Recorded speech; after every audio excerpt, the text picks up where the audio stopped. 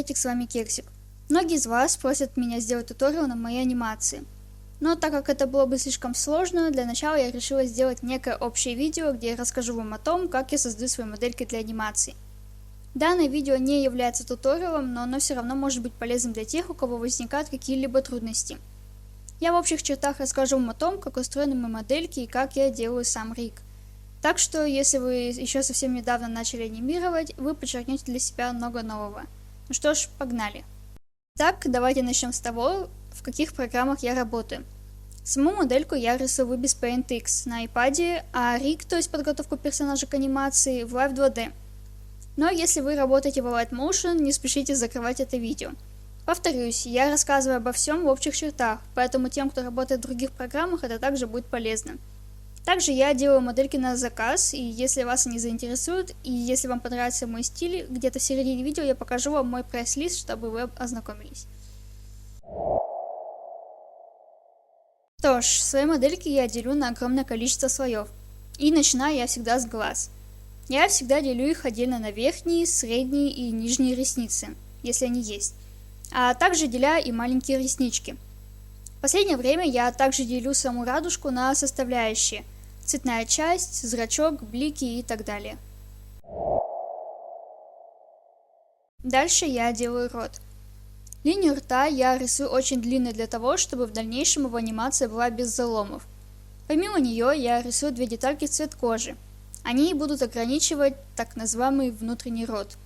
Кстати о нем. Он состоит из неба, задней части рта, на которой мы будем кадрировать наш язык, верхние и нижние зубы. Если у персонажа есть клыки, я также рисую их отдельно. Иногда по желанию я добавляю щечки. Также отдельно рисуются румяна, веки, нос и уши. Для дополнительных эмоций я добавляю черную тень на лицо и слезы. В этом видео про слезы я говорить не буду, на эту тему у меня есть отдельный туториал. Что касаемо шеи, я отдельным слоем рисую тень и такой мостик в цвет кожи. Он нужен для 3D поворотов головы. Наверное, самая энергозатратная часть в делении модельки – это волосы. Каждый локон я рисую на отдельном слое, не забывая о том, что они должны немного заходить друг на друга, чтобы готовая анимация выглядела хорошо. Вот мы перешли на тело. Кстати, я перечисляю детали в том порядке, в котором я их рисую. Так вот, у моих персонажей в основном многослойная одежда, и, как вы могли догадаться, все это я, конечно же, делю. Конкретно на примере этого персонажа. Бантик поделен на все его составляющие. Отдельно нарисованы черная кофта, белая кофта и часть белой кофты, торчащая снизу. Отдельно нарисована грудь. Это нужно для ее физики и 3D поворотов тела. Ремень я также делю на ленту, пряжку и шлевки. В данном случае ремень черный, поэтому дырки я не рисовала, но вообще я всегда делаю это. Руки я делю на плечо, предплечье и кисть. Саму кисть я делю на ладонь и пальцы, а каждый палец я делю на две части. Последняя часть – это ноги. Опять же, одежда моих персонажей обычно многослойная, так что простым делением на две части тут не обходится. Сначала я рисую нижнюю часть тела, чтобы я могла двигать ноги. Далее шорты, сама штанина, дырки и нижний выпирающий кусочек ткани. Две основные части ноги, бедро и голень. А теперь обувь. Сама база, язычок, носок, поделенный на две части, подошва, это нужно для 3D поворота, и 10 штук застежек. Каждая, конечно же, нарисована на отдельном слое. Чтобы не запутаться в дальнейшем, каждый слой я именую и помещаю в папку, которую опять помещаю в папку, и так до конца. Например, всем застежкам я присваиваю номер и буквы. L левая, F крепление. Кстати, лево и право я всегда пишу относительно персонажа, а не своего лица. То есть получается зеркально, но лично мне так удобнее. Помещаю эти 5 застежек в папку, которая называется L левые крепления. Далее две папки с застежками в общую папку левые крепления, затем их и другие части в левый ботинок и так далее по составляющим. Звучит может и сложно, но это очень упрощает работу, так как слоев у меня может быть порядка 200-300 штук. А это еще без учета деформеров, которые потом появятся в Live 2D. Следующий этап – это риг модельки в Live 2D, то есть подготовка всех частей к анимации. Иду я все в том же порядке, что и рисовала. начиная с мелочей, переходя все дальше и дальше, постепенно объединяя части в warp-деформеры, чтобы на каждую деталь был свой параметр. Я уже делала туториал на анимацию глаз в Live 2D, но, если честно, он уже устарел. Теперь у меня на одном зрачке как минимум 3 деформера. Первый отвечает за изменение размера, второй за движение, а третий за физику. Но про нее я расскажу отдельно. Чтобы сделать анимацию рта, я пользуюсь вот такими вот карточками-референсами. Их спокойно можно найти в интернете. В этой модельке я впервые добавила искажение рта в бок, как по мне получилось довольно неплохо. Также созданы параметры для щечек. Вообще, что касаемо анимации волос, то я всегда делаю отдельный параметр для каждого отдельного локона. Но так как это моделька для моего личного пользования, то я упростила и создала два параметра. Один развивает волосы в одну сторону, второй в разные. Напоминаю, что у меня есть отдельный подробный туториал на анимацию слез в Light и в Live 2D, поэтому заострять внимание не буду. Сразу же я делаю 3D повороты лица. Вот, кстати, для чего нам нужен был тот мостик на шее. Важно понять, что для 3D поворотов нам нужно создавать новые warp-деформеры, чтобы не было ситуации, когда нам нужно регулировать их на 10 точках.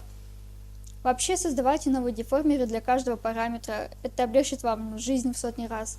Также, чтобы добиться правдоподобного эффекта, двигайте задние части персонажа в противоположную сторону, то есть если ваш персонаж смотрит вверх, то задние волосы опускаются вниз.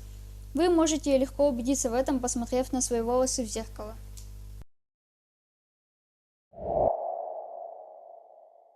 Самая муторная часть в риге — это ладони. Для каждого пальца создан свой параметр, чтобы можно было сделать абсолютно любые положения рук. Также я делаю 3D поворот руки.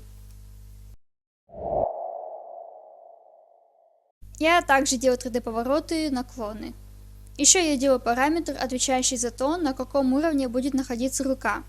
Раньше я делала это с помощью редактирования номера слоя, но как-то мне это показалось не очень удобным. Так что я копирую нужные мне части и переношу их на слои выше или ниже. Ну, наверное, ноги — это самая простая часть, где зачастую можно обойтись двумя параметрами. Это просто я люблю все усложнять. Физику я добавляю в процессе рига, то есть если я сделала волосы, сразу сделала физику. Для физики у меня следующие параметры: глаза, волосы, грудь и прочие болтающиеся штучки. Цепочки, бантики и так далее. Также я обязательно делаю параметр, отвечающий за дыхание. Подробно разбирать в этом видео, как сделать физику, я не буду. Если вам нужно, я сделаю отдельное. Теперь расскажу, как вы можете заказать у меня модельку и, конечно же, сколько она стоит. Сразу говорю, что цена довольно-таки немаленькая, но на это я трачу очень много времени и сил, и работать несколько недель за 100 рублей я уж, извините, не хочу. Но я надеюсь, что хотя бы кто-нибудь ее все-таки закажет. Пожалуйста. Ладно, прайс доступен в нескольких валютах. Это те валюты, про которые у меня спрашивают чаще всего. Заказать вы можете модельку двух видов. Обыкновенная нарезка на слои или нарезка плюс риг в Live 2D. Также моделька бывает двух видов сложности. Простая и сложная. Сложную я продемонстрировала вам в этом видео. Но также есть возможность создать свою модельку, где вы включите то, что вам нужно. Например, вы хотите сложную модельку, но вам не нужны 3D повороты головы и тела. И вот получаем модельку уже на 3000 дешевле.